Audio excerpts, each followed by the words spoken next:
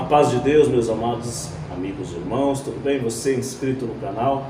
Deus abençoe você que sempre está nos acompanhando aí, mais um podcast, mais um dia junto dos amigos, dos companheiros, servos de Deus, né? Você que ainda não se inscreveu, se inscreva no canal, aperta o sininho de notificação e fica por dentro de tudo o que acontece aqui neste canal. Um canal cristão, aqui nós traz testemunho, fala das nossos assuntos, nossos pensamentos, traz culto online, etc. E hoje Deus preparou, está junto de nós, trouxe aqui no canal, fiz um convite, ele aceitou o convite, nos prestigiou, nos deu a honra. Nosso querido presbítero de uma igreja oriunda da Assembleia de Deus, ele vai explicar tudo para nós aqui quanto a isso, né? Nosso querido e amado irmão Mateus. A paz do Senhor Jesus Cristo, meu querido e amado irmão Mateus, seja muito bem-vindo entre nós. Começa aí as suas primeiras palavras. Paz do Senhor Jesus Cristo, irmão Isaías. Paz do Senhor Jesus Cristo para todos que estão nos acompanhando aí. Vamos falar de Jesus e falar o que Ele fez, né, na minha vida, falar das maravilhas que Ele tem feito no nosso meio, né, cada dia mais. Maravilha, glória a Deus. Irmão Mateus, hoje eu sei que o seu testemunho é muito forte, então eu quero que você fale bem compassado, com a voz mais alta, para que todos entendam alto e claro.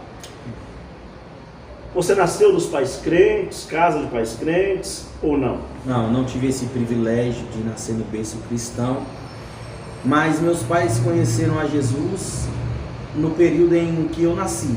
Quando eu nasci, eu fui apresentado no altar, criança linda bebê, no altar de uma assembleia.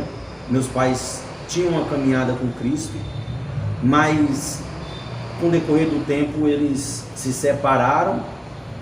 E eu tinha aproximadamente 3 para 4 anos, meus pais se separaram, não deram mais para viver juntos. E meu pai foi embora para o Nordeste, para a Bahia, e eu fui junto com meu pai. Eu fui junto com meu pai, tinha 3 para 4 anos, e fui morar no Nordeste junto com meu pai. A sua vida foi um pouco diferente, né? Porque geralmente quando há uma separação, o filho menor fica com a mãe, né? Você optou ali a ficar com o pai ou sim, como que foi combinado? Tinha 2 irmãs minhas.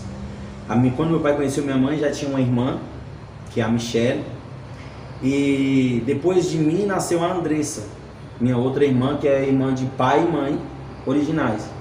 Mas a minha irmã optou ficar com minha mãe, e eu falei, não, eu quero ir com meu pai. Eu optei ir com meu pai e fui com meu pai morar lá na Bahia, no Nordeste. Olha que legal, 3 anos, 4 anos de idade. 3 para 4 anos de idade. Já conseguiu dar a sua decisão aí? Já consegui decidir morar com meu pai. Então você desde criança já é um homem decidido? Decidido. Tá certo. E quando foi que você chegou até o Evangelho? Como foi? Assim, dos 3, 4 anos eu estava morando com seu pai, né? E quando foi que você entrou na primeira igreja, ou etc e tal? Quando eu entrei na primeira igreja, eu fui lá na Bahia, no Nordeste, na Assembleia também. Só que eu não morava com meu pai, porque meu pai saía para trabalhar fora, e eu sempre fui aquela criança que ficava um tempo na casa de um tio, um tempo na casa de outro tio, ficava igual macaco, pulando de galho em galho, sabe? Ficava morando um tempo na casa de um tempo na casa de outro. E um tempo que eu fui morar na casa do meu tio que se chama Jeová, o nome dele, eu fui morar na casa dele, e ali ele era de muita bebedeira, porque toda a minha família, parte do meu pai, era muito envolvido com bebida, né? Muito envolvido com bebida, e eu fui criado nesse meio, né? Então, tipo, todo mundo já olhava assim e dizia, aquele ali vai ser mais um próximo beberrão da família, mais um próximo pigunço da família, cachaceiro. E eu comecei a ir para a igreja, tinha em torno de uns 7 para 8 anos, mais ou menos. E aí minha irmã também morava na casa de um pessoal que meu pai entregou para criar ela, porque meu pai não tinha como, ele saía para trabalhar e não tinha como cuidar de nós. Então a gente morou sempre em casa de pessoas, né, parentes conhecidos.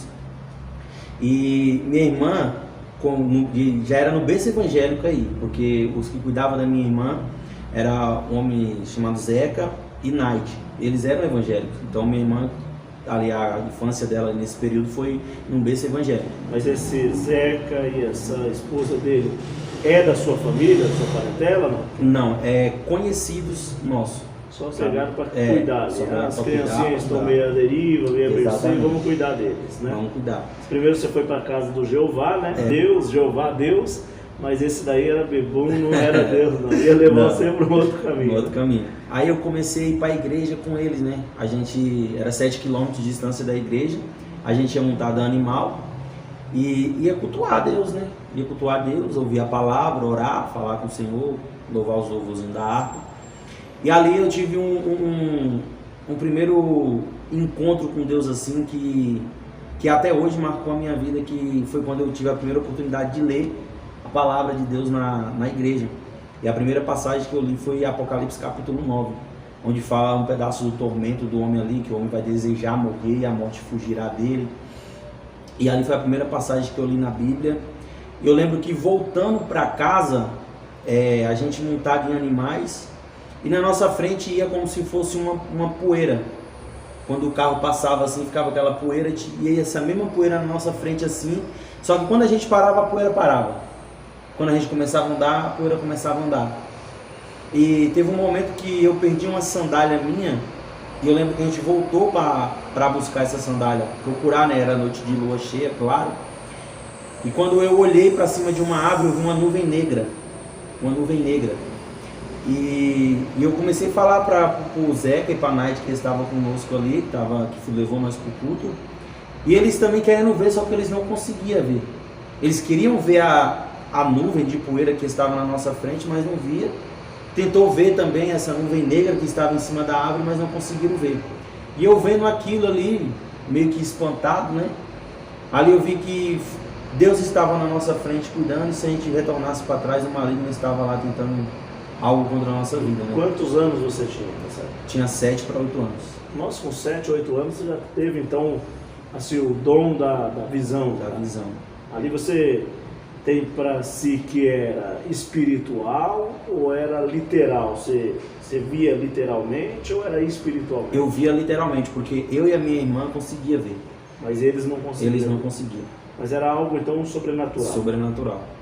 Maravilha. Sobrenatural. Aí 7 anos, 8 anos, prosseguiu na igreja, porque você tem um testemunho forte aí, que você era do mundo e tudo. Uhum. Como que foi? Quando que você começou então a esvair aí para o mundo? Quando eu estava com 9 para 10 anos, isso eu já estava na casa de outra tia minha, morando com ela. O meu pai estava aqui em São Paulo trabalhando, onde meu pai conheceu minha madrasta lá na Bahia. Aí eles vieram para São Paulo trabalhar. Aí meu pai comprou uma casinha lá, comprou um terreno, e meu pai decidiu pegar nós agora para ficar com ele, né? Eu estava com em torno de 10 anos, a minha irmã com 9, e meu pai falou assim: agora vocês vão vir morar comigo, vou cuidar de vocês agora. E a gente foi morar com meu pai, né? Foi morar com meu pai, e ali a gente começou a frequentar a escola, e a gente começou a se afastar um pouco do culto, começou a se afastar um pouco da igreja, porque querendo ou não, meu pai ainda estava naquela fase já estava afastado da igreja, mas estava naquela fase de mundão ainda, de ir para festa, essas coisas, e a gente começou a querer sentir isso, começou a querer viver isso também. Aí a gente começou a frequentar festa e parou de frequentar a igreja, parou de frequentar a escolinha dominical, e começamos a conhecer o mundo, começamos a experimentar o mundo.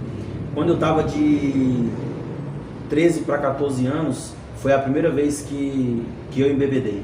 Primeira vez que eu embebedei, estava com 13 para 14 anos, numa festa, no final da festa, e ali bebendo com os amigos ali, aquela farra toda, e onde eu me embriaguei, que eu cheguei em casa vomitando já, e aí eu comecei a gostar daquilo, né? Comecei a viver aquilo, porque eu olhava para minha família e a minha família era aquilo.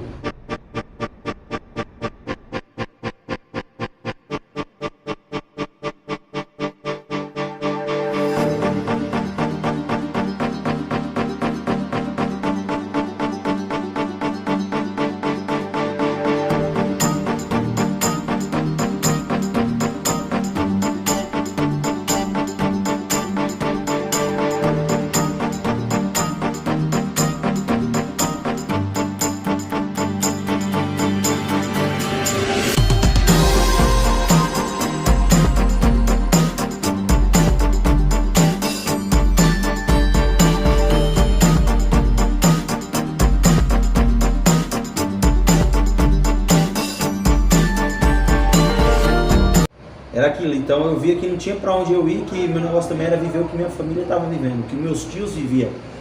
E aquilo que meus tios viviam sempre foi uma dor de cabeça para minha avó e para uma tia minha. Que minha tia sempre teve que cuidar dos meus tios embriagados, meus tios dando aquele trabalho, aquela dificuldade toda. E minha avó também, tendo aquela preocupação toda, sem dormir, esperando o filho chegar, altas horas da madrugada, chegava embriagado, às vezes brigava em festa, chegava com a cara toda quebrada. Então aquilo ali foi onde eu me criei assim, vendo todo aquele cenário, e comecei a viver também de 13 para 14 anos. Comecei a frequentar mais festas, comecei a ir para festas. E sempre no coração tinha um desejo, uma vontade que era me tornar jogador profissional. Se tornar jogador de futebol profissional. Por quê? Porque eu queria tentar tirar minha família daquela situação. Às vezes as coisas dentro de casa, dificuldade, apertava, mas meu pai sempre foi um cara trabalhador, um cara guerreiro, que lutava para não deixar faltar, mas a gente sempre estava ali, sabe, regrado, migrado as coisas, aquela dificuldade toda. Meu pai teve mais 2 filhos. Você chegou a jogar em algum time? Não. Eu já tive a oportunidade de ir fazer teste no Rio de Janeiro e tudo, mas chegar a jogar, nunca joguei. E nos testes passava, não passava? Não, também nunca. Eu não cheguei a ir fazer teste. Tive a oportunidade de ir. Na empresa que eu estava trabalhando, a patroa até me deu 15 dias para ir, só que do nada bateu, não quero mais.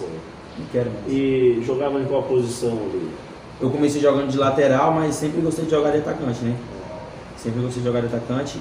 E quando eu estava nessa fase de 14, 15 anos, era ruim de bola, rapaz. Ruim de bola. Aí eu falei, não, eu preciso mudar, preciso treinar demais para poder ficar bom. Foi aonde minha mãe fez o convite para mim vir para São Paulo, com 14 anos, 14 para 15. Aí eu falei, eu vou para São Paulo. Eu lembro que eu tive uma conversa com meu pai no meio da roça, né? Falando do desejo que eu tinha, a vontade que eu tinha de ser jogador. E trabalhar em roça não era pra mim, viver naquela vida ali não dava, né? Aí meu pai falou assim, ó, você sabe que eu não tenho condições de oferecer isso pra você. Aí foi onde surgiu a oportunidade que minha mãe me chamou pra vir pra cá passear em São Paulo, ficar um tempo aqui com ela. E eu vim. Tava de 14 para 15 anos. Você morava onde na Bahia? Morava em Feira Nova de Brotas de Macaúbas. Brotas de Macaúbas. Fica a região de qual cidade maior lá? Fica próximo de Ceabra, fica próximo de Irecê também. Irecê na Bahia é o mais conhecido. Então aí você veio para São Paulo, chegou aqui, você entrou numa escolinha de futebol ou não? Não cheguei a entrar porque a minha mãe também não tinha condições de me pôr para a escolinha de futebol para treinar, né? Você tem até uma semelhança assim do Neymar, até parece. Eu já ouvi bastante isso aí, viu? Quem dera se eu jogasse o que ele joga, né? Então, você seria um Neymar, não sei se eu acho que você é mais velho que o Neymar, né? Ou ele é mais velho que você? Não, Neymar é mais velho que eu. É mais velho? Você é novo assim? Tem até um áudio que meu pai mandou pra mim uma vez, assim depois que eu me converti, que meu pai fala assim, tem muitos pais que têm orgulho de ter um filho como o Neymar. Eu tenho orgulho de ter um filho servo de Deus. Olha que maravilha. Que áudio maravilhoso. Aí você veio para São Paulo, ficou aqui, não conseguiu sua carreira no futebol, tudo, e só bebida, começou a ir para balada, fazer seus... O primeiro ano eu estudei, eu fui estudar, só que no segundo ano eu vendo que já tinha que voltar para Bahia e voltar do mesmo jeito que eu vim, sabe, aquela dificuldade toda, onde meu primo, ele conseguiu um trabalho para mim numa construção civil, trabalhar em construção civil. Aí eu fui trabalhar na obra de construção civil, eu já estava com 16 para 17 anos, onde eu trabalhei um ano todo, aí eu consegui comprar uma motinha para mim lá na Bahia, consegui juntar uma merrequinha, aí eu fiquei mais um ano completo trabalhando e fui para Bahia. Isso foi em 2016, se eu não me engano. Fui para Bahia, e eu fui para passear, né, na verdade, mas acabei ficando. E quando eu estava na Bahia com aproximadamente 4 meses que eu estava lá, a minha mãe faleceu aqui em São Paulo. Nossa. Com 4 meses que eu estava lá, minha mãe faleceu aqui. E aquilo ali pra mim foi um choque, né, cara? Foi um choque porque eu não esperava receber uma notícia dessa, que na verdade ninguém espera, né? Ninguém quer receber, mas... Todo mundo sabe que vai morrer, né? Vai morrer, mas sabe a hora, não sabe a hora. Dá aquele choque, né? E minha mãe, graças a Deus, ela estava na igreja, né? Tava na presença de Deus. E Deus resolveu recolher ela, né? Recolher ela, e quando eu recebi essa notícia, ela estava trabalhando. Já estava trabalhando lá. E aí foi aonde eu comecei a viver um pouco de depressão. Foi onde eu comecei a viver depressão, aquele vazio, aquele buraco na alma. Saía com os amigos para noitada, para balada. Graças a Deus, pela graça e misericórdia dele, que eu nunca cheguei a me envolver com cocaína, com esses tipos de drogas pesadas, sabe? Mas nunca faltou oportunidade. Sempre tinha aqueles que vinham, oferecia, experimenta aí, vamos, é bom e tal. Eu falava que não, eu até mentia, falava assim, eu fiz uma promessa pro meu pai e pra minha mãe que eu não ia usar droga.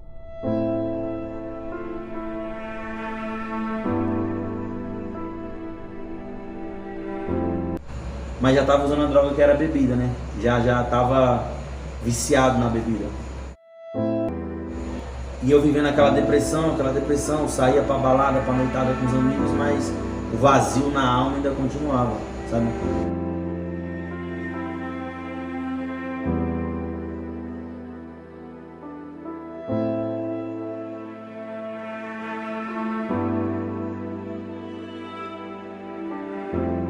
Aquela que tá faltando alguma coisa aqui.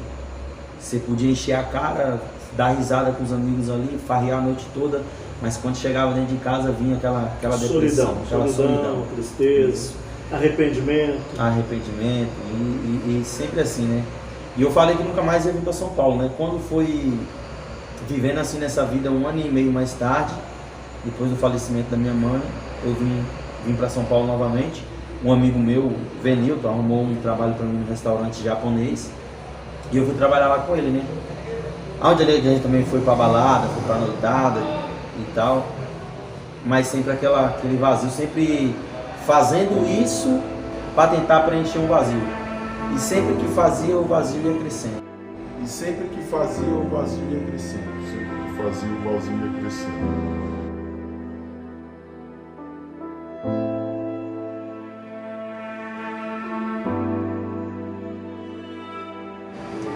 Aí eu fui mandado embora do restaurante japonês também, 3 meses, encerrou o contrato de 3 meses que tinha. Aí teve corte de gasto lá que eles falaram, que teve corte de gasto e tal, que não dava mais para ficar. Mandou uns 3, 4 embora. Aí onde bateu a preocupação, e agora? Sem emprego em São Paulo, longe do pai, tinha família aqui, parte da minha mãe, graças a Deus. Mas sempre gostei de ser independente, nunca gostei de ficar dependendo, sabe?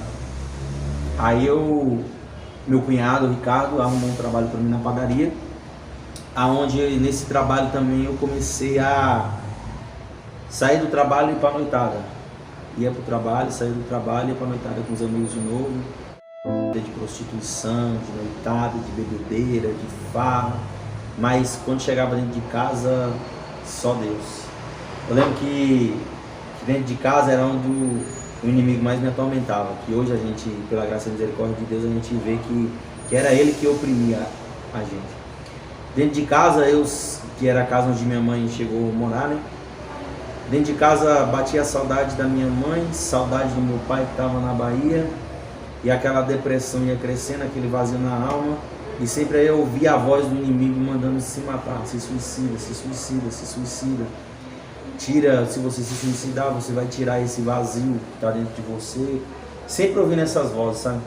Às vezes na linha do trem mandava se joga na frente do trem, se joga na frente do trem, acaba com isso logo. E só que todas as vezes que eu ouvia essa voz, eu lembrava de Apocalipse capítulo 9 que eu li na igreja.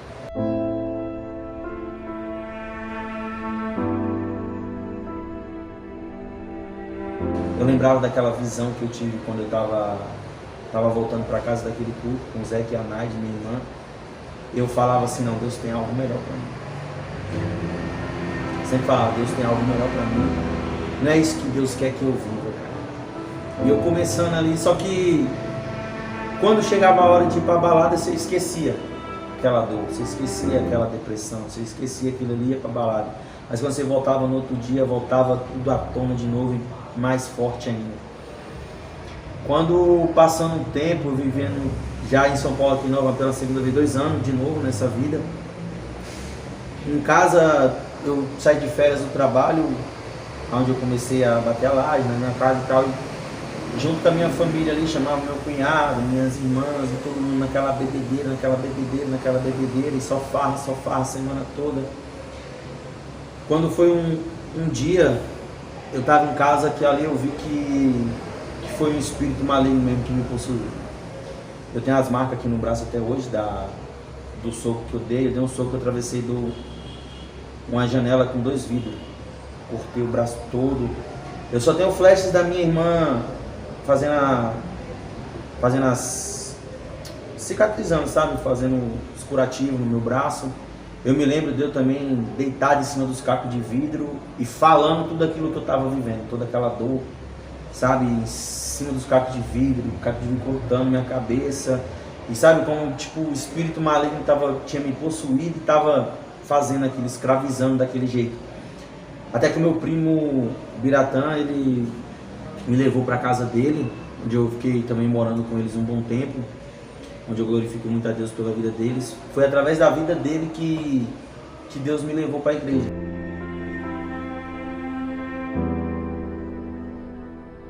Me chamou para a igreja, tipo, estilo assembleia, uma mistura de assembleia com Deus em amor. Aí nós foi pro primeiro culto e Deus usou a vida do pastor para falar comigo. E eu desempregado, tinha saído fora da padaria, tinha sido mandado embora também, começando o pico da pandemia, aquele começo da pandemia, tudo aquele desespero. E aí na igreja Deus falando comigo, Deus usando a vida do pastor para falar comigo, a palavra. E indo para a igreja e chorava demais, todo culto que ia chorava, todo culto que eu ia chorava. Até que eu desempregado, eu falei, Deus, se o Senhor abrir uma porta de emprego para mim, eu me entrego para o Senhor. Se o Senhor abrir uma porta de emprego para mim, eu me entrego para o Senhor. Aí eu comecei a viver aquele versículo em Mateus 11, 28, que diz, vinde a mim todos que estáis cansados e oprimidos, que eu vos aliviarei. Eu comecei a viver esse versículo, né? Comecei a ir para Jesus e começando a sentir o alívio, né? Só que em 3 dias Deus abriu essa porta de emprego. Deus abriu uma porta de emprego para mim trabalhar lá em Campinas. Aí eu ia para lá, ficava a semana e vinha para cá final de semana. Aí nesse dia que Deus abriu a porta de emprego, eu falei deitado na minha cama com Deus e em 3 dias Ele respondeu. E eu fui para o culto antes do culto encerrar, no meio do culto mais ou menos, eu levantei a mão, falei que tinha uma bênção para contar e falei que queria entregar minha vida para Jesus. Nas igrejas oriundas da Assembleia de Deus, tanto na Assembleia de Deus como na Deus e Amor, no final do culto tem o apelo. O né? apelo. Aí ele olha para a igreja e fala, algum irmão ou irmã quer vir aceitar Jesus nessa noite, voltar para Jesus Cristo, né? Isso, exatamente. É isso, né? Nós que somos modelo congregacional, modelo da congregação, nós não temos isso. Então, para muitos que estão no meu canal, não sabem muito o que é isso. Mas esse apelo é o irmão chamar alguém no final do culto, algum irmão que está aqui, alguma irmã, quer aceitar Jesus, levanta a mão ou vem aqui à frente, né? Isso, exatamente. Então, neste momento, foi a hora que você levantou as mãos e disse que queria? Eu fui antes. Foi antes ainda? Antes dele fazer o apelo, eu fui. Olha que fui e me entreguei. E nessa parte de se entregar, eu aceito Jesus, mas ali é só aceitar, mas não é batizado na hora? Não. Como Só que funciona? aceitar. Pro batismo tem uma preparação, né? Que pro batismo eles vão explicar pra gente dentro da Bíblia que a gente precisa se libertar. A gente, para se batizar, você tem que estar preparado, tem que estar convicto que você quer matar o velho homem para viver o novo de Cristo, né? Perguntam se você está liberto, se você tem algum vício. Se você tiver algum vício, os irmãos vão ajudar em oração para Deus libertar você, para você poder se batizar. Então o senhor como presbítero de uma igreja, qual é o nome da sua igreja? É a Igreja Pentecostal, o Amor de Cristo que Liberta. A Igreja Pentecostal, o Amor de Cristo que Liberta. Uma igreja oriunda da Assembleia de Deus, né? Isso. Você como presbítero, faz o apelo, alguém quer aceitar Jesus agora no final do culto. A pessoa vem até você, isso é uma pergunta, tá? Vem até você e diz, eu aceito Jesus. Aí você vai fazer um preparo dentro de quanto tempo para essa pessoa, para ela ser batizada? Ó, se a pessoa não tem vício nenhum, é muito mais rápido para ela poder se batizar. Agora, se a pessoa tem vício como bebida, cigarro, droga, aí a igreja vai ajudar aquela pessoa em oração, a gente vai instruir ela dentro da palavra, porque para ela poder se batizar. Então vocês não batizam a pessoa que está no vício? Não. A pessoa tem o vício do cigarro, o senhor como presbítero, vocês não fazem o batismo dela. Não, eu quero batizar. Não, você tem que sair desse vício de cigarro para batizar. Não batiza a pessoa com vício de cigarro. Não. Também não batiza a pessoa com vício de bebida. Não. Se essa pessoa não consegue se libertar dentro de 3 meses, 1 ano, fumando, bebendo, às vezes pode não estar mais prostituindo, mas ela não consegue se libertar do cigarro, nem da bebida, nem da química, a droga. Mas ela aceitou Jesus. Ela fica sem batizar durante 1 ano, 2 anos? Não, se for assim, como é um tempo longo, a gente mesmo orando ali, a pessoa não conseguindo se libertar, porque isso nunca vi acontecer, né? Eu particularmente nunca vi. Mas eu creio que poderia sim batizar a pessoa. Porque ali, a gente está matando o velho homem. Eu preciso que o senhor dê respostas concretas, porque quem está assistindo, eles querem saber. Tem muitos irmãos da congregação que nunca entrou, tem 80 anos e nunca entrou numa igreja assembleia. Não sabe como que é uma liturgia da assembleia, como que é um rito, como que é a doutrina. Então por isso que eu preciso que você dê aqui fecha a conta. Ele fala, ó, nós batizamos a pessoa com vício. Não, nós não batizamos a pessoa com vício. Nós não batizamos a pessoa com vício. Então dentro de 1 ano, essa pessoa aceitou Jesus, mas ela não consegue largar do vício dentro de 1 ano. Pode congregar firme com vocês. Vocês não batizam? Não? Mesmo estando nesse vício, não. Então a pessoa tem que realmente largar o vício para batizar. Tem que realmente largar o vício. Tá. E aí entra outra pergunta. Assim que a pessoa aceitou Jesus, mas ela está com vício da bebida, vício do cigarro, vício da droga, né? E vocês estão fazendo o preparo dela, mas ela não consegue se libertar. Se essa pessoa vir a morrer, ela vai estar fora da palavra, porque ela tem que obedecer a palavra nas águas do batismo. Como que fica? Explica para nós. Porque a Bíblia diz, né? Se crer e for batizado, será salvo. Mas se não crer, será condenado. Se ela crê, ela está lutando ali contra ela mesma para poder ser liberta. Porque se ela está liberta desse vício, ela vai descer as águas, vai se batizar. Mas se ela ainda não se libertou desse vício, ela tem um preparo para poder descer as águas. Mas ela está crendo em Jesus. Então ela pode ser salva. Tá. Então vocês acreditam que se ela levantou a mão, aceitou Jesus, está lutando contra aquele vício, mas ela morre antes de se batizar, só por ela ter crido em Jesus, ela pode alcançar a salvação. Pode alcançar a salvação.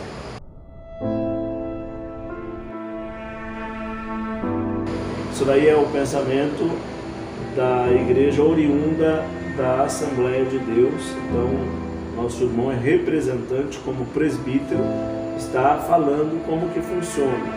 Porque é uma pergunta que nós, estilo congregação, perguntamos. Poxa, mas vai fazer um preparo para essa pessoa 3 meses a 1 ano. E dentro desse preparo a pessoa morre. Então eu quero que você esclareça para nós. Ela é salva, então, mesmo sem batizar? Mesmo sem o batismo, ela pode ser salva. Por causa que ela já creu em Jesus. Ela já creu em Jesus Cristo. E ela está lutando para renunciar àquilo que ela está fazendo. Eu não falo de pecado como fornicação, como esse pecado, mas se ela, por exemplo, o vício do cigarro, ela é viciada em cigarro, mas ela está ali lutando 3, 4, 5 meses para ser liberta do cigarro, eu creio que ela pode ser salva sim. Mas para ser liberta, ela está lutando, ela não pode fumar nenhum depois que ela aceitou Jesus? Ou ela vai fumando ainda? Não, ela tem que ser liberta, ela não pode fumar mais. Não, assim, antes dela ser liberta, está fazendo o preparo, ela aceitou Jesus naquele momento, ela não batizou. E ela tem 3 meses para libertar do cigarro. Então, a partir do momento que ela aceitou Jesus, ela dentro desses 3 meses, ela não pode colocar nenhum cigarro na boca, é isso? Não, ela pode, mas ela vai ter que ir renunciando aos poucos aquilo, porque é um vício, não vai sair de uma hora para outra, mas aos poucos ela vai lutando, vai até cessar e parar de fazer aquilo. Exemplo, quando eu levantei a mão e aceitei Jesus Cristo, eu ainda bebia, uns 3 meses ainda continuei bebendo. Mas o senhor era viciado? Era viciado em bebida. Viciado daqueles que tremem? Não, desse jeito não. A ponto que eu parei para olhar, e a nossa vida de cristão é a Bíblia que o mundo lê. Aí eu parei para analisar que exemplo de cristão eu estou dando, se eu levantei a mão, aceitei Jesus, falo que sou crente, mas ainda estou fazendo isso. Foi aonde Deus me despertou e eu joguei a latinha de cerveja fora e nunca mais bebi para nada. Então, o dia que você levantou a mão, eu aceito Jesus. Aí daquele dia, no outro dia você já não bebeu mais nada? No outro dia não, mas com o decorrer da semana bebi. Bebeu na semana? Bebi na semana, bebi no mês. Aí depois, que hora que você se tocou? Era quanto tempo Já estava 3 meses que eu tinha aceitado Jesus, tinha levantado a mão. Então, dentro desses 3 meses, você ainda estava tomando? Eu estava tomando. Bebendo. Eu estava bebendo. Tinha aceitado Jesus, levantado a mão, mas ainda estava bebendo. Ainda tinha o vício ainda. Então, mas nesse momento que você aceitou Jesus, aí você tem esses 3 meses.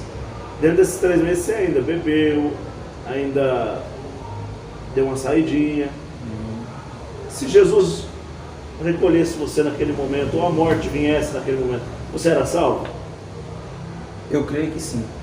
Porque eu estava lutando para deixar aquilo. Mas Jesus já estava no meu coração. Você sabe que vai ter muita crítica, né? Vai, eu sei que vai ser crítica demais. Você está preparado pelas críticas? Eu estou preparado. Tá bom, você sabe que... Sabe por quê, irmão? Porque... Minhas costas da cor da minha camisa. Sabe por quê? Que quando Jesus salvou Dimas, ele houve o arrependimento ali.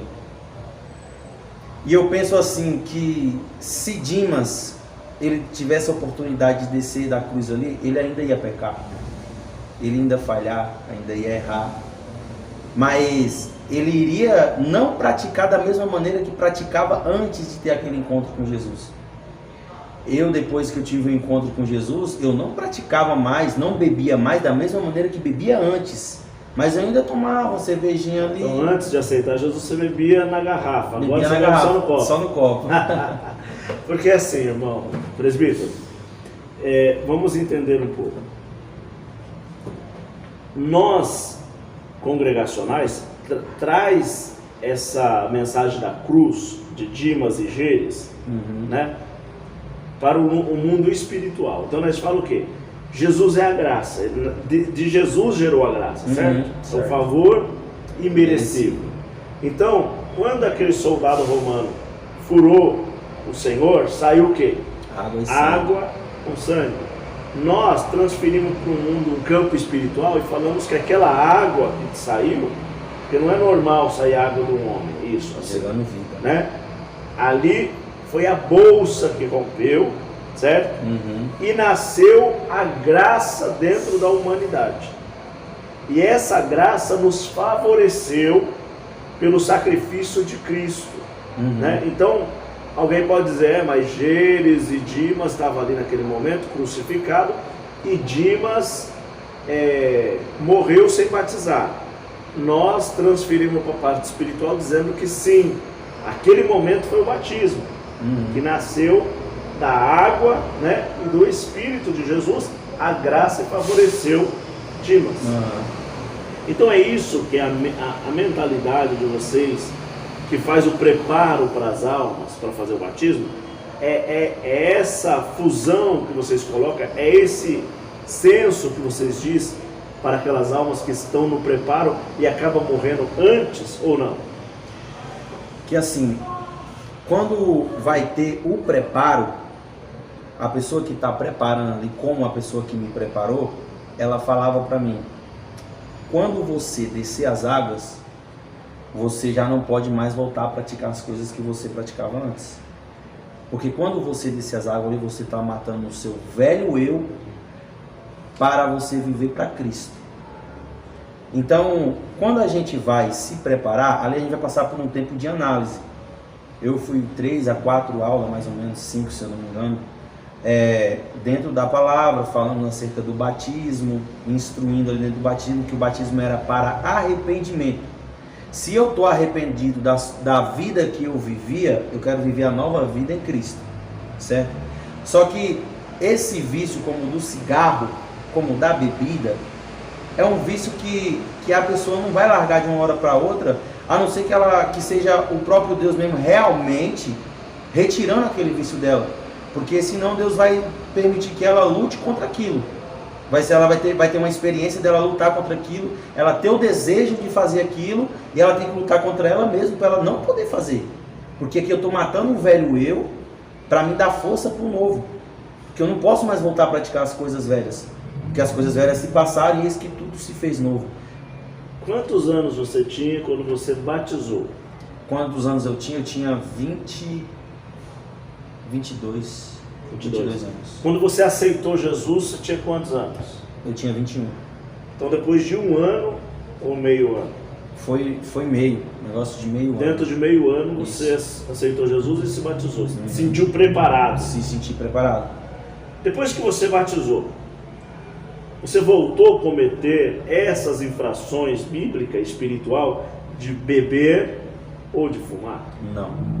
Nunca mais? Nunca mais. Mas sentiu vontade? Para ser bem sincero pro irmão, eu nunca senti vontade.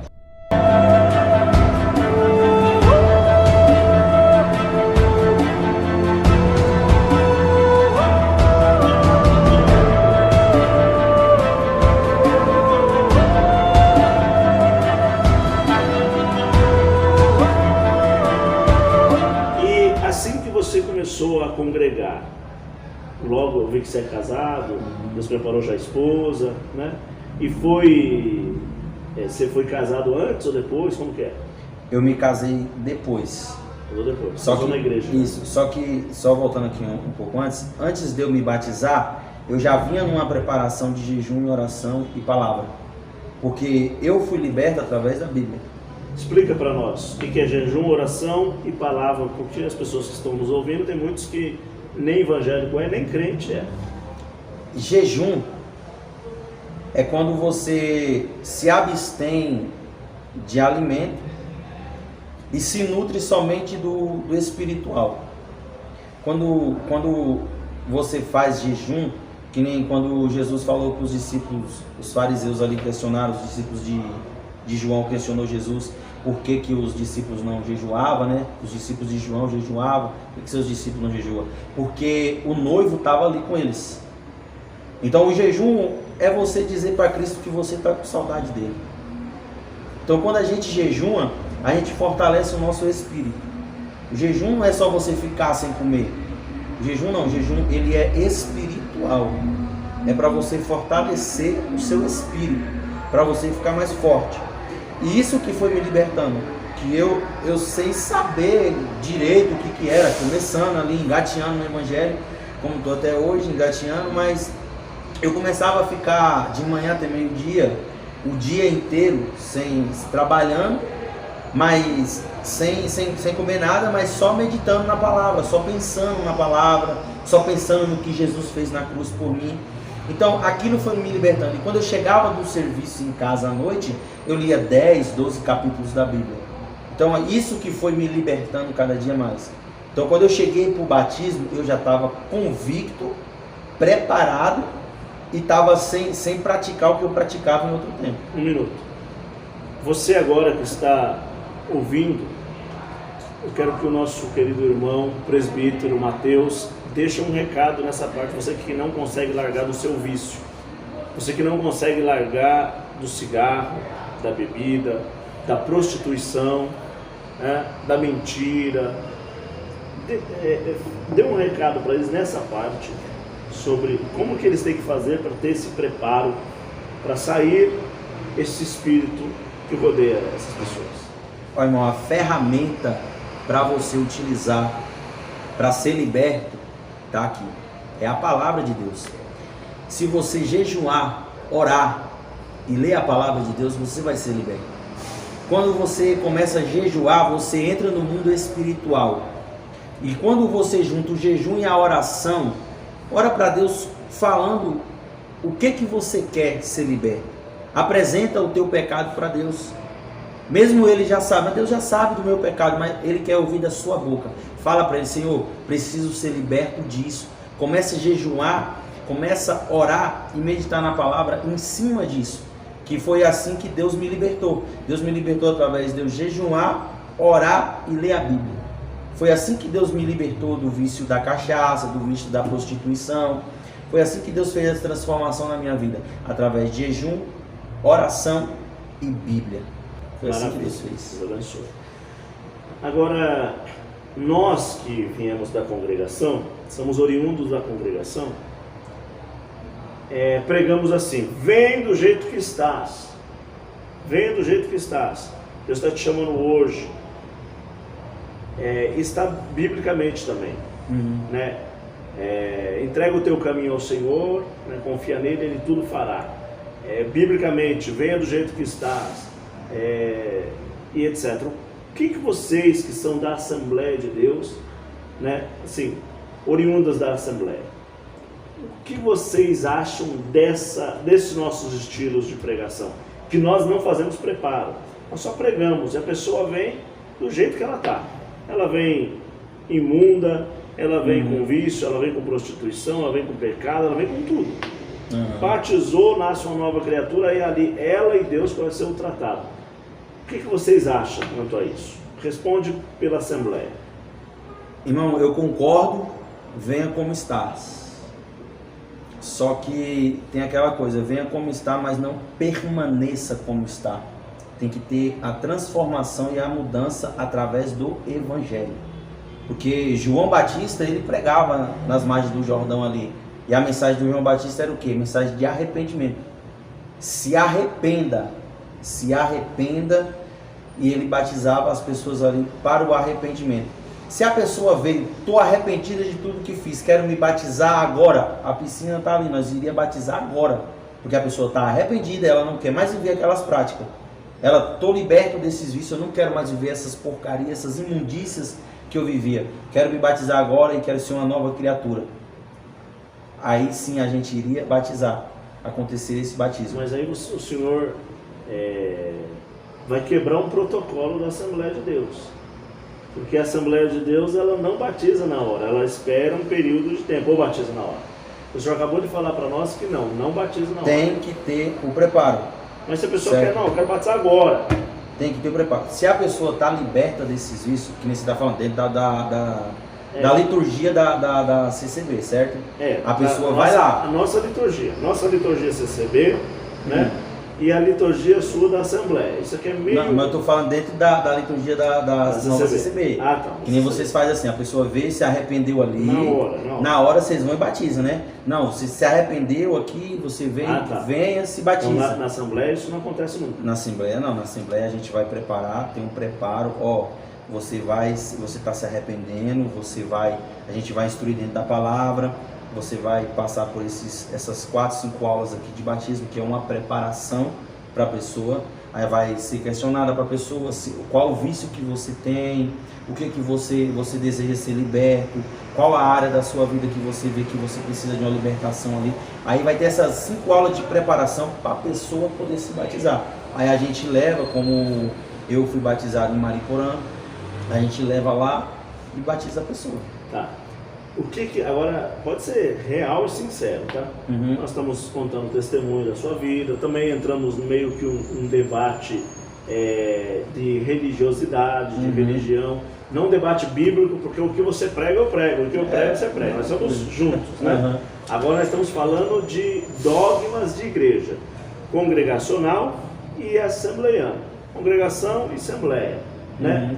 Para preencher todas as lacunas do pensamento das pessoas que às vezes não entendem muito. Mas por que ele faz isso? Por que o outro faz desse jeito? Então vamos tentar esclarecer o máximo aqui.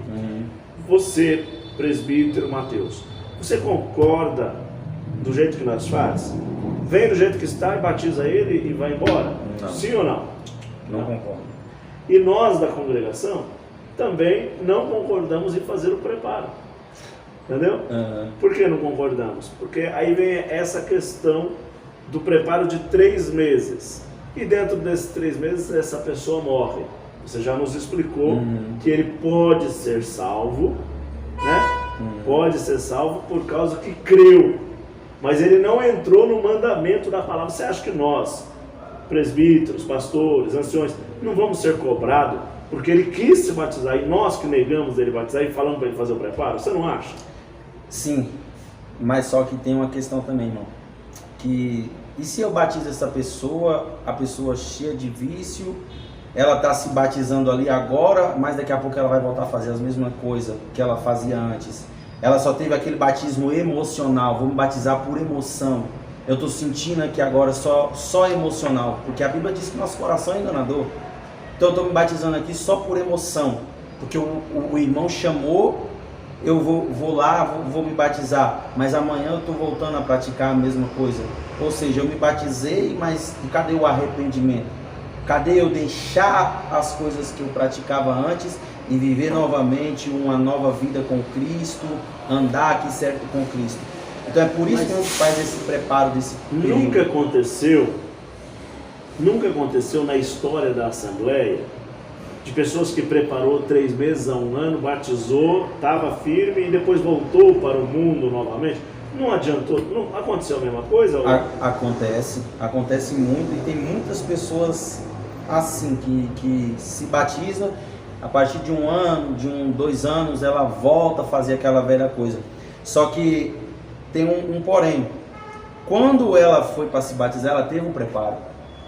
Ela foi instruída dentro da palavra que ela tinha que deixar as coisas velhas e ela viver com Cristo, a seguir os mandamentos de Cristo, viver a nova vida com Cristo e parar de praticar as coisas que ela praticava. É por isso que tem umas 3, 4, 5 aulas de batismo para a pessoa ter certeza se ela quer se batizar. Porque a gente vê que o batismo, ele é você matar o velho eu. Charles Spurgeon tem uma frase que diz que quando se batizou, ele pensou que tinha matado, afogado o velho homem, mas mal imaginava que o miserável sabia nadar. O que ele está querendo dizer?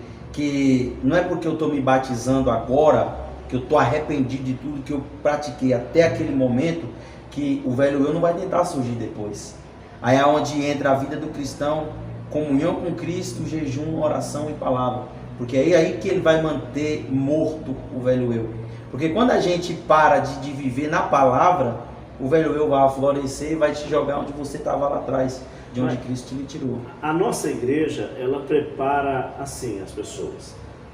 Não chega, já faz o batismo, já batiza a pessoa. Nós vamos pregando a palavra, por isso que chama de testemunhado.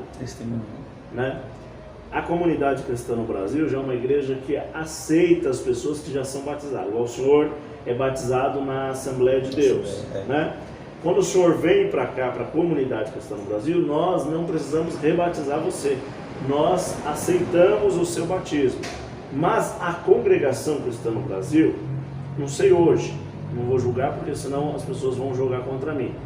Mas até enquanto eu estava dentro da congregação, eles falavam para as pessoas rebatizar, que é uma coisa que eu não concordo também, isso é antibíblico, rebatizar, né?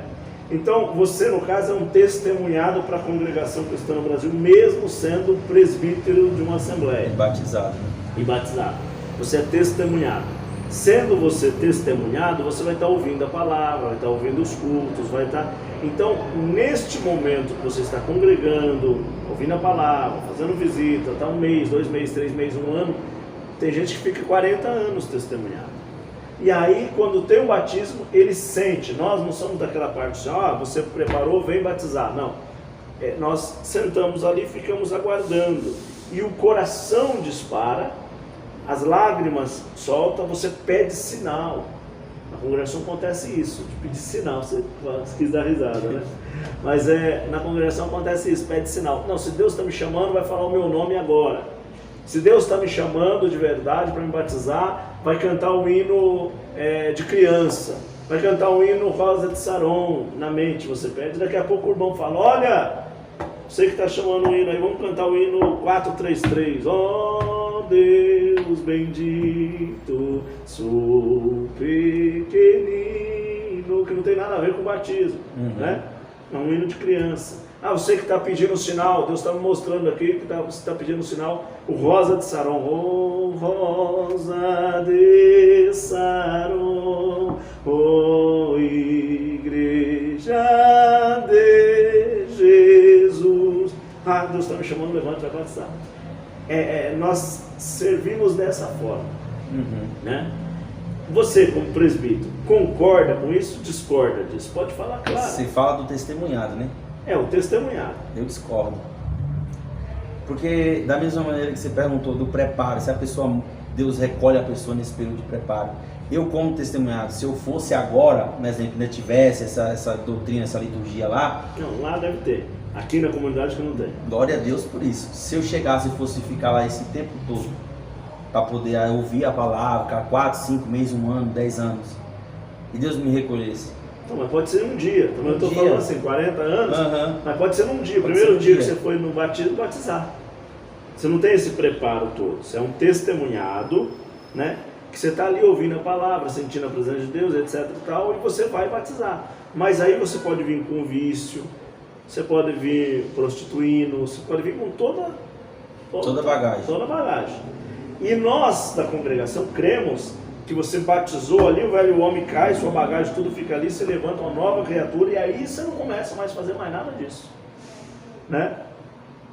Uns voltam por vício, claro que volta, e outros são curados na hora. Glória a Deus, né? São curados na hora. Agora na Assembleia, histórico da Assembleia, nunca acontece isso, né? Porque a pessoa, quando ela vem, ela já vem curada mesmo, né? Nunca ouvi, nunca soube de nenhum acontecimento desse que a pessoa morreu durante o preparo de batismo, sabe? Também nunca ouviu falar. Nunca ouvi falar. Outra pergunta. Nós da congregação, a vida toda da congregação, disse que você batizou. Quando você vai embora, começa a congregar, acabou o batismo, começa a congregar, vai congregando, daqui a pouco você comete pecado. Pecou, se é um moço solteiro, teve uma relação com uma moça, cometeu fornicação, e se é um homem casado, conheceu uma outra mulher e traiu o casamento, cometeu um pecado de adultério. Para a congregação, a alma que pecar, essa morrerá. Acabou. Você não tem mais chance de salvação. E se tiver chance, você tem que sentar no último banco, aguardar até a tua morte para ver se Deus te salva. Você não pode mais chamar hino, orar e testemunhar. Se você tem algum cargo na igreja, você é tirado. Isso é a congregação. Né? Assim, casos raríssimos, a pessoa volta à liberdade de novo. Depois de muitos anos e muitas reuniões que os irmãos anciões fazem. Raríssimo pode voltar à liberdade. Por causa disso, muitas pessoas ficaram com problema psiquiátrico, outros morreram, tiraram a própria vida. Eu quero saber como que funciona na Assembleia de Deus. A pessoa batizou, fez o preparo, batizou depois de 3 meses, 1 ano, e ela cometeu essa infração. Ela fornicou, sendo moça ou moço, ou adulterou o casamento com pecado de adultério. Como que fica na liturgia da Assembleia de Deus? Explica para nós. Essa pessoa, ela fica de banco, mas não quer dizer, a gente não prega que ela não vai ser salva. Ela fica de banco um período ali de disciplina que fala, e para ela se arrepender. para ela se arrepender. Porque se tem uma coisa que mexe com o coração de Deus para liberar perdão, é arrependimento. A gente entende assim. E se a pessoa se arrepende, ela não volta mais a praticar aquilo, ela pede perdão para Deus, se arrepende, fica um período, o pastor, o presidente ali vai disciplinar ela, e depois do período de disciplina, ela vai e volta a ter liberdade, volta a ter oportunidade de pregar a palavra, volta normalmente. Mesmo se ela traiu o marido dentro da igreja, essas coisas? Nesse caso, se acontecer disso dela trair, aí é mais demorada a disciplina. É demorado mais a disciplina. Mas isso não quer dizer que ela não vai voltar a ter oportunidade, não quer dizer que ela vai voltar a ser salva, que ela não vai ter salvação. Ela pode sim, se ela se arrependeu, se ela pediu perdão, porque... Esse perdão ela pede aonde? Para o senhor, presbítero, para o pastor ou para Deus interno, ela e Deus? Ela pede para Deus, ela se confessa para o pastor presidente, ela vai até o pastor, tem uma reunião com o pastor, eu pequei, fiz isso. Eu sei que eu estou errado. O primeiro passo é ela reconhecer o seu erro. Eu sei que eu estou errado, que eu falhei, que eu pequei, estou sujeito à disciplina, tá? Mas a gente vai continuar cuidando daquela alma. A gente não vai jogar aquela alma para fora da igreja. A gente não vai abandonar aquela alma. Ela fala, irmão, todos nós somos falhos, errantes e pecadores. Vamos orar pela sua vida, continua conosco, vamos lhe ajudar para Deus lhe levantar novamente. Assim que a gente faz. A comunidade cristã no Brasil, que é a igreja onde Deus dá a graça de congregar, ela funciona exatamente igual o irmão está explicando. A pessoa transgrediu o mandamento, ela é afastada, né, dos cargos da igreja e da liberdade da igreja, mas ela não é jogada para fora. É aí que ela precisa mais de Deus, aí que ela precisa mais dos líderes, com certeza. Aí que ela precisa mais da igreja, né? Vamos trazer ela para dentro. Ela vai ficar no período de 6 meses, 1 ano, sem exercer o seu ministério, sem tocar o seu instrumento, se for organista, sem estar tocando, né? Se for um irmão que tem liberdade de testemunhar, orar, pregar, vai ficar uns 6 meses, 1 ano, mas dentro da igreja, cuidado, sendo amado, né? Não jogado para fora, as pregação direcionada a ela, você pecou, você é um lixo, Deus não te quer, nada disso. Pregação voltada para arrependimento e perdão, para amor, para perdão. Sentiu que essa pessoa está liberta, ela mesma, nós sentamos com ela falando, o que você acha? Você acha que você tem condição de ser ligado na comunhão da igreja? Com o seu coração, você e Deus, porque ela não vai estar enganando, o Senhor não vai estar enganando eu, vai estar enganando a Deus e a você mesmo, né? Porque a Deus ninguém engana, e você mesmo, você vai sentir uma culpa pro resto da vida. Não consigo, porque você sabe que você está brincando com coisa séria, né?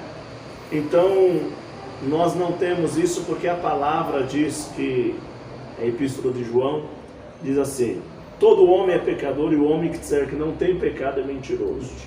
Né? Fazendo Deus de mentiroso e a palavra não está nele.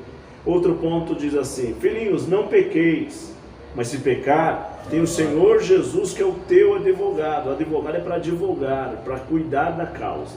Exatamente. Né? Não falou para que você pecou e está morto. Ele disse que o pecado consumado gera a morte.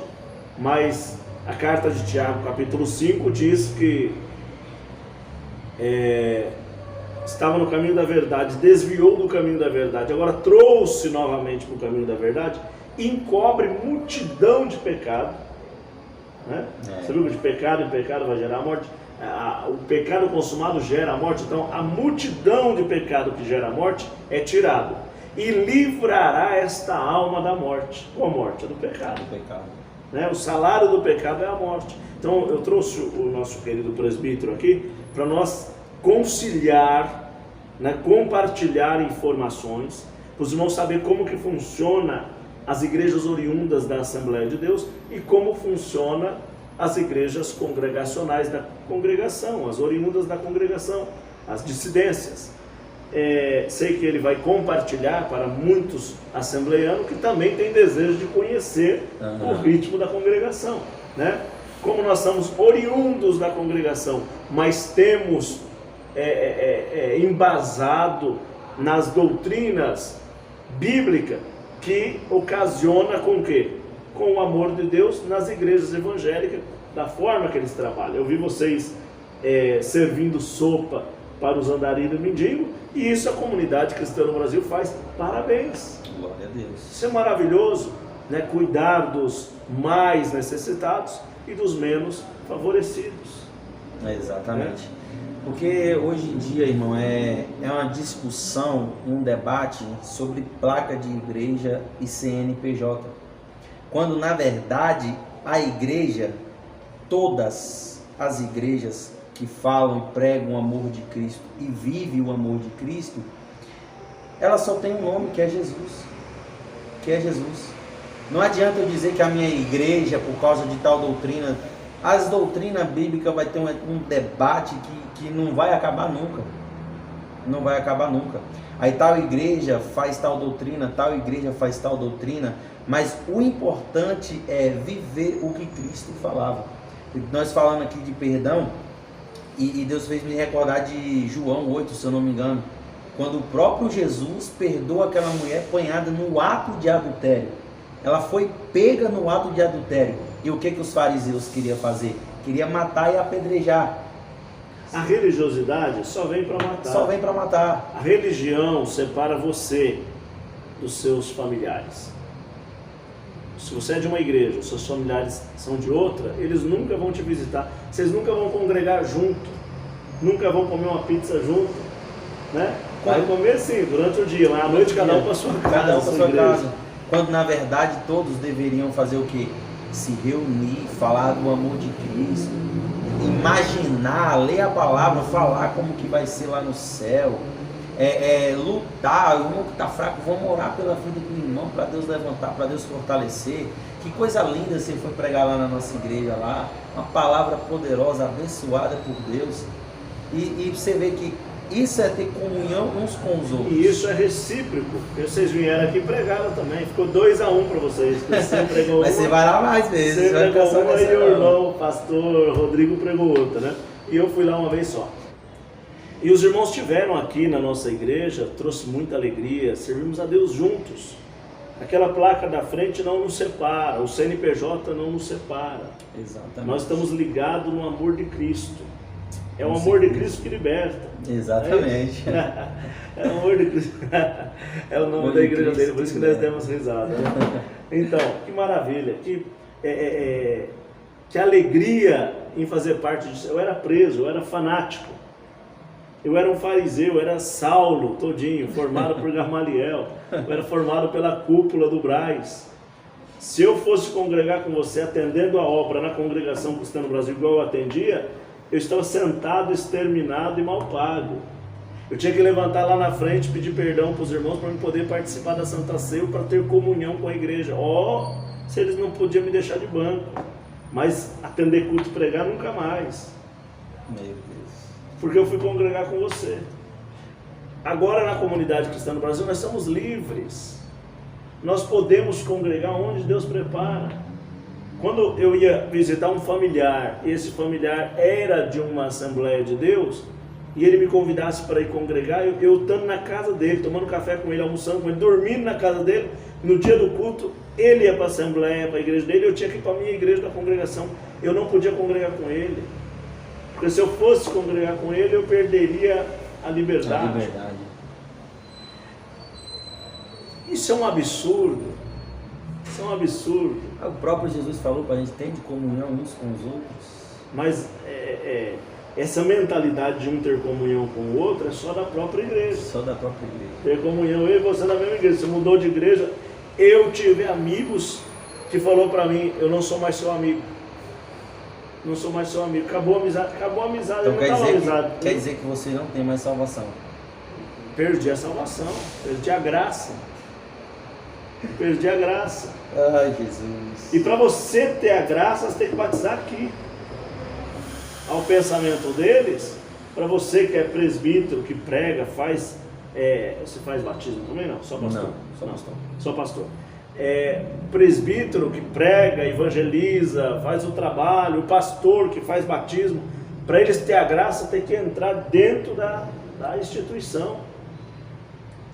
Aí é seita religiosa. Isso é uma seita, né? Uma seita. A palavra sectário é tudo que é isolado, ele traz para si, ele não convive junto. Nós não somos sectários.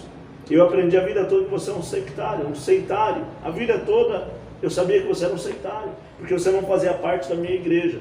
Depois que eu comecei a estudar, comecei a ler a Bíblia, comecei a entender, peguei o dicionário e fui ver o que é sectário, eu falei, eu era um sectário e não sabia. Jesus é grande demais para caber só aí. Não tem como.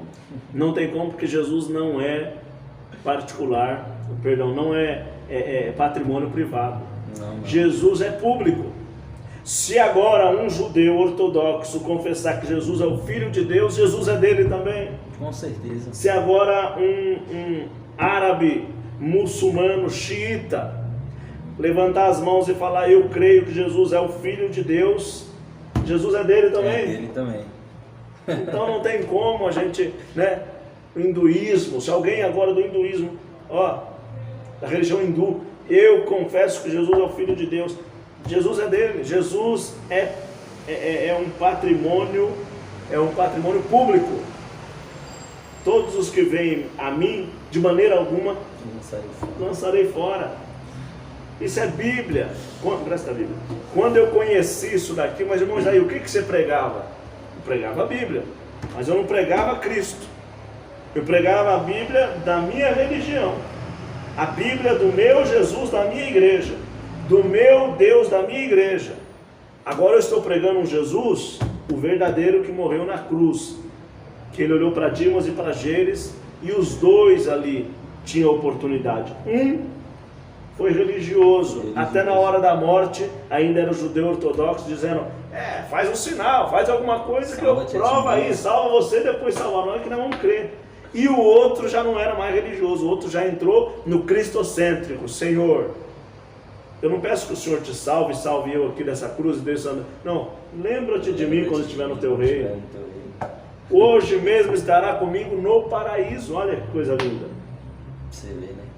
Quem carrega a humildade conhece a Bíblia. Presta atenção nisso, irmão. O Senhor olhou para aquelas mulheres e falou para aquela mulher e disse, não é lícito que o chefe da casa deixa de dar comida para os filhos, para dar para os cachorros. Olha a simplicidade da mulher e a humildade. Jesus poderia ter falado aquilo, ela falar, você está me chamando de cachorro? Eu vou abrir um processo contra você, vou chamar meu advogado agora. Né? Hoje os crentes é assim, fala qualquer coisa com o crente para você ver, chama o advogado. Fala qualquer coisa com o crente para você ver se você não leva a juízo. A palavra aqui diz que nós não podemos levar o nosso irmão a juízo. Aí a mulher, meu Senhor, olha, meu Senhor, depois daquela bordoada, ela, meu Senhor, os cachorrinhos também comem da migalha que cai da mesa do teu Senhor. Você vê.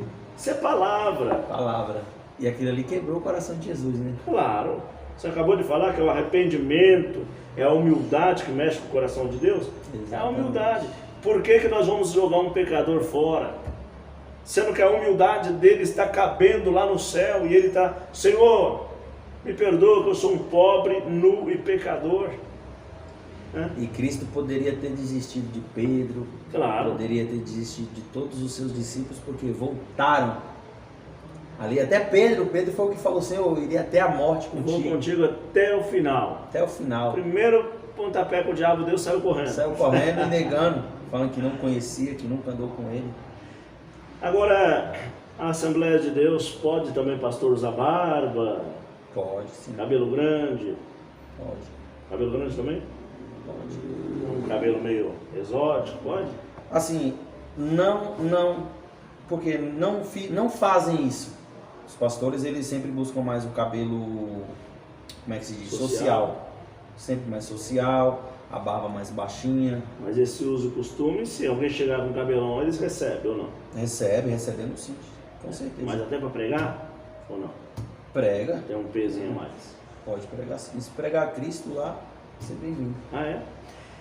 Nós também, quando éramos da igreja da congregação, tinha um preconceito com bairro. Aqui na comunidade nós não temos esse preconceito, estamos quebrando todos esses paradigmas, esses dogmas, mas também aconselhamos que os irmãos se cuidem, né? Para que daqui a pouco nós não viramos aí um modelo ortodoxo cristão de verdade, judeu ortodoxo, né? Não, sim, a gente também, sempre a barba mais baixinha, o cabelo mais social, nada que seja tão escandaloso, sabe?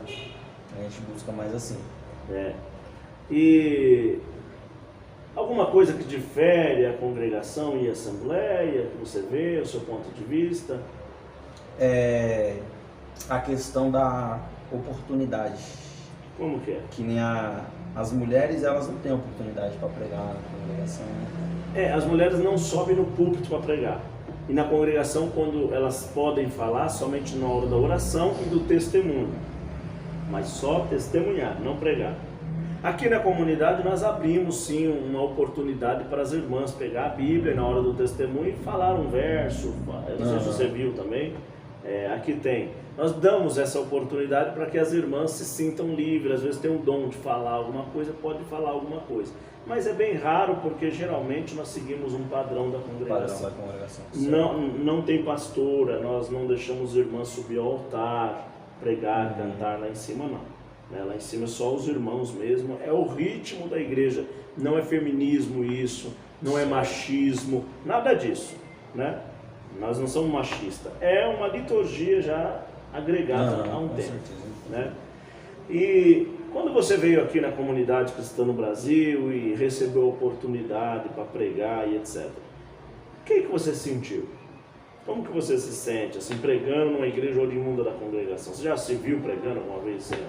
Não, porque eu achava que era a mesma primeira vez que eu vim, que nosso irmão Hélio me trouxe, eu achava que era a mesma coisa da congregação.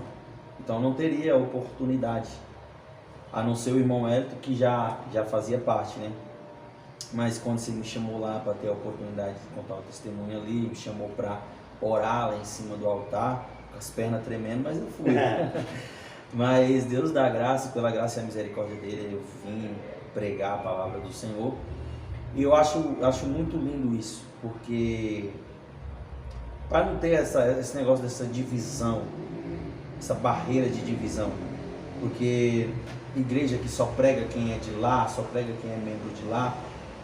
Eu fiz parte de uma igreja que foi meio que assim. A Deus é amor. Sabe? Era parecido a Deus Amor, quase a mesma liturgia, mas não trazia tantos pregadores de fora, não deixava vir. Mas na Igreja Pentecostal Amor de Cristo que Liberta, o pastor Jacos, que é meu pastor presidente, ele que me acolheu, me recebeu e me dá a oportunidade para pregar, me deixa ir ministrar convite em outras igrejas fora, recebo bastante convite, graças a Deus, para ir ministrar fora a palavra do Senhor, para ir em outras igrejas, levar a palavra, como eu vim aqui também, trazer a palavra aqui. Então isso é muito gratificante, a gente ter essa comunhão com os irmãos, sabe? A gente vê que Cristo não é só meu, não sou só eu só sou um membrozinho, porque todos reunidos formam o corpo de Cristo. Exatamente. Todos reunidos formam o corpo de Cristo. O pé separado do corpo, ele não é nada. O corpo sem o pé ainda anda. O corpo sem um pé ainda anda. Mas o pé sem o corpo não serve de nada. Então, por isso que a gente tem que estar nessa comunhão, nessa ligação uns com os outros. Você traz os pastores para vir aqui pregar, você vai lá levar a palavra também. A gente vai visitar outras comunidades cristãs. O senhor achou, assim,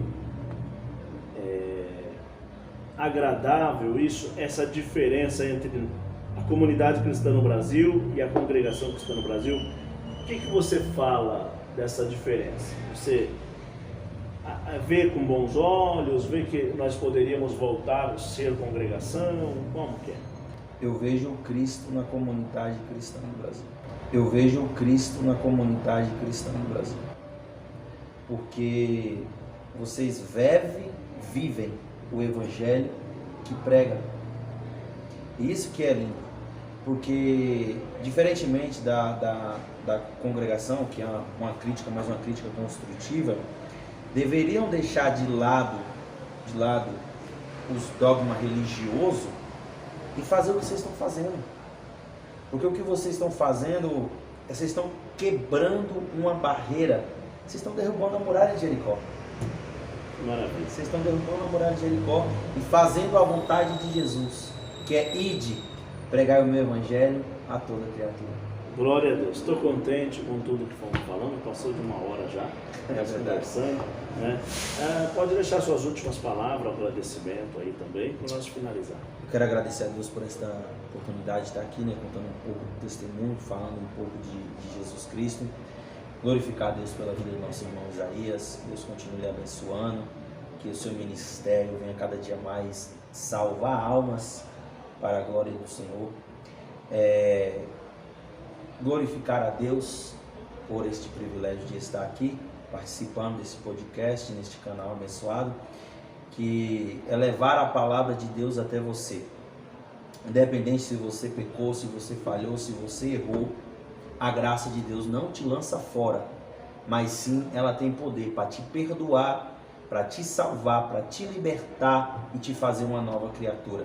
Então, se você pecou, se você falhou, se você errou, não fuja da igreja. Venha aqui, fala com o irmão Isaías, vá até nós também, na Igreja Pentecostal Amor de Cristo que Liberta. Ficamos ali na frente da garagem dos ônibus, no Jardim Silva, porque a gente te recebe, Cristo te recebe, independente do teu pecado, independente da tua falha.